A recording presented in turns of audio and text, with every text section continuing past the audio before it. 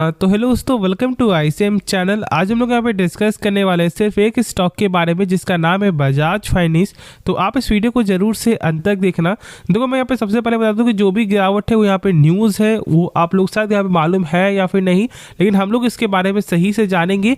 एक न्यूज़ और है जो पहले का है, लेकिन हाँ, आप लोग जानते हो कि भाई मैंने कल जो है अपने चैनल में एक भी वीडियो अपलोड नहीं किया था, और उसका कारण है भाई फेस्टिवल सीजन। ठीक है, क्योंकि भाई जहाँ पे मैं रहता हूँ ना, वहाँ पे एक जो सबसे हम लोगों का पावन जो फेस्टिवल है ना, वो यहाँ पे आपको स्टार्ट होने वाला है। अब शायद बहुत से लोग यहाँ पे समझ भी गए होंगे, बहुत से लोग यहाँ पे नहीं भी समझे होंगे। ठीक है, कोई दिक्कत वाली बात नहीं है।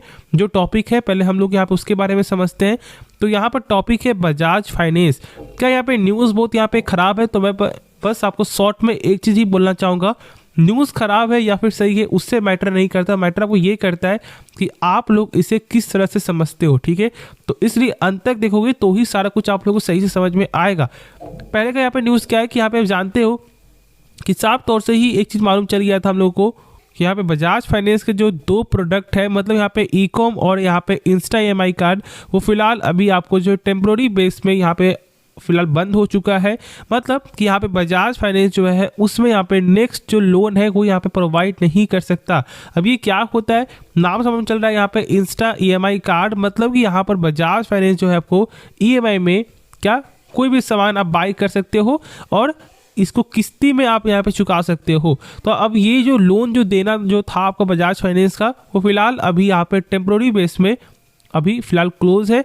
मतलब यहाँ पे RBI के अनुसार अभी बजाज फाइनेंस यहाँ पे न्यू लोन प्रोवाइड नहीं करेगी। ठीक है, इस चीज़ को सही से आप समझ लो। जो यहाँ पे पहले का न्यूज़ है, जो स्टॉक में गिरावट भी देखने को मिला था, अब फिर से यहाँ पे न्यूज़ आता है आज के दिन। और आज के दिन बस यहाँ पे बजाज फाइनेंस के रिगार्डिंग नहीं है, यहाँ पर आपको बैंक और साथ साथ आपको NBFC के भी रिगार्डिंग है। लेकिन उससे पहले दो चीज़ आप लोगों को समझना पड़ेगा।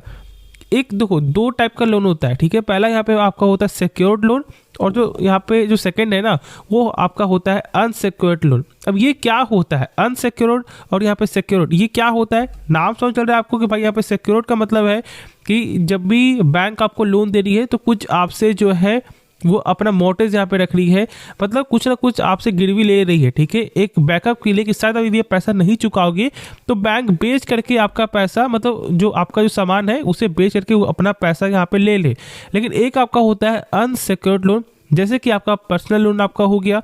मतलब मान लो यदि आपको 3 लाख की लोन चाहिए, तो क्या बैंक आपसे कुछ भी जो कोलेट्रल यहाँ पे लेता है? नहीं लेता है ना, तो डायरेक्ट ही आपको दे देता है। सेम बेसिस से आपका यहाँ पे हो गया क्रेडिट कार्ड हो गया। ठीक है, अब ये तो बैंक नहीं बोल रहा कि भाई यदि मैं आपको 1 लाख का दे रहा हूँ लिमिट, तो आप मुझे जो है 50,000 कुछ दो। नहीं, हाँ, यदि आप अपने बेसिस से जाओगे तो शायद ऐसा यहाँ पे बैंक बोल सकता है कि आपको पहले FD करवाना होगा, उसके बेसिस में ही वो यहाँ पर क्रेडिट लिमिट देंगे।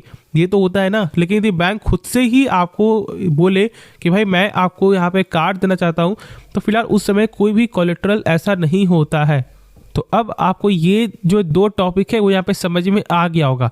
अब ये जो यहाँ पे न्यूज़ जो आ रहा है ना, वो यहाँ पे आपका आ रहा है अनसिक्योर, जो मैंने अभी आपके साथ यहाँ पे बोल दिया कि ये होता क्या है, जिसमें कोई भी आपको कोलेट्रल जो है बैंक नहीं रखता है। अब यहाँ पर जो है इसका रिस्क जो वेट है वो यहाँ पे बढ़ाकर 25% गेन कर दिया गया है। मतलब जहाँ पर 100% था ना, वो अब यहाँ पे 125% यहाँ पे हो चुका है। अब ये रिस्क वेट होता क्या है? अब जैसे कि आपको मैंने शेयर किया है कि हाँ भाई, 2 टर्म होता है, NPA आपका होता है, प्लस साथ साथ आपका होता है CAR यानी कि कैपिटल एडिक्वेसी रेशियो। जो लोग मुझे पहले से फॉलो करते हैं, इन दोनों टॉपिक के बारे में आप लोग सही से मालूम होगा। और यही दोनों टॉपिक के रिगार्डिंग जो ये न्यूज़ है, जिसके कारण आज यहाँ पर पूरे मार्केट में, मतलब पूरे फाइनेंस में जो है इम्पैक्ट आपको देखने को मिला है। अब ये क्या होता है क्या नहीं होता है, उसके बारे में हम लोग यहाँ पर सही से समझते हैं। जैसे कि मान लो बैंक जब आपको 100 रुपये लोन दे रही है, तो कहीं ना कहीं बैंक आपको ये सोचती होगी कि शायद आप इसका पैसा नहीं चुका पाओगे, और 10% वो यहाँ पे रिस्क को मैनेज करके चलती है। मतलब एक एक्स्ट्रा एसेट जो सेल करके अपना वो पैसा को मेंटेन कर सकता है।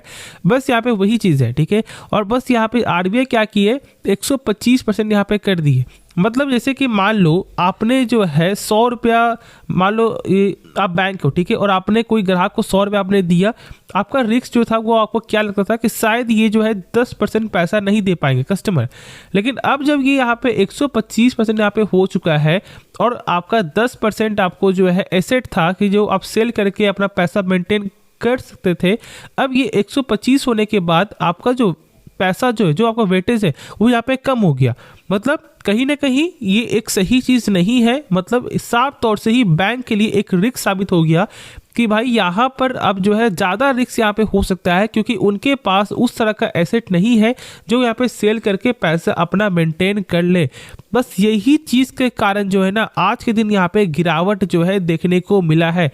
मैं यहाँ पे बस एक चीज़ बोलना चाहूँगा, कैपिटल एडिक्वेसी रेशियो जो होता है वो इम्पोर्टेंट टर्म में से एक है जो मैंने शेयर किया हुआ है, और इसलिए मैंने एक चीज़ और बताया हुआ है कि यही आपको गाइडलाइन के अनुसार से 9% से ऊपर होना चाहिए। और भाई दिक्कत वाली कोई भी बात नहीं है। बजाज फाइनेंस का जो यहाँ पे CAR है वो यहाँ पे 15% से भी ज़्यादा है जो मैंने शेयर किया हुआ है। कहीं हद तक आपको 20% तक यहाँ पे दिखाई देता है, उससे प्लस यहाँ पे है, तो ज़्यादा कुछ फर्क पड़ेगा नहीं।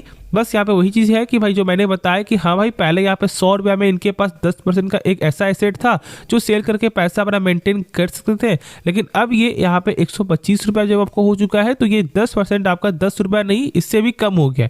तो बस यहाँ पे वही चीज़ है कि कहीं ना कहीं जो रिस्क है वो यहाँ पर भाई डिफर हो चुका है, और इसलिए आज के दिन स्टॉक यहाँ पे गिरते हुए दिखाई दे रहा है। बाकी इसका फंडामेंटल में कोई चेंजेस नहीं है। थोड़ा सा यहाँ पर जो रेवेन्यू है वो उसमें फ़र्क पड़ेगा। क्यों? उसका वजह क्या है? आपको इंस्टा EMI कार्ड, क्योंकि भाई वो भी एक रेवेन्यू में सबसे ज़्यादा आपको हेल्प करता है, और ये सब चीज़ों के कारण जो है ना लोग इतना ज़्यादा यहाँ पे डर गए कि भाई क्या करें क्या ना करें। तो फिलहाल जहाँ तक ऐसा मुझे लगता है कि बस इसको सही से आप समझो और आपका जो डाउट है यहाँ पे क्लियर हो जाए कि यहाँ पे क्या करना चाहिए। तो भाई मेरे हिसाब से यहाँ पे होल्ड करो, बाकी आगे आपकी मर्जी है, तो खुद से एक बार सोच समझ कर ही कोई भी फैसला लेना। और यदि आपको ये वीडियो पसंद आए तो आप इस वीडियो को भी लाइक कर सकते हो, साथ साथ आप इस चैनल को सब्सक्राइब भी कर देना। तो मिलते हैं नेक्स्ट वीडियो में, तो तब तक के लिए धन्यवाद।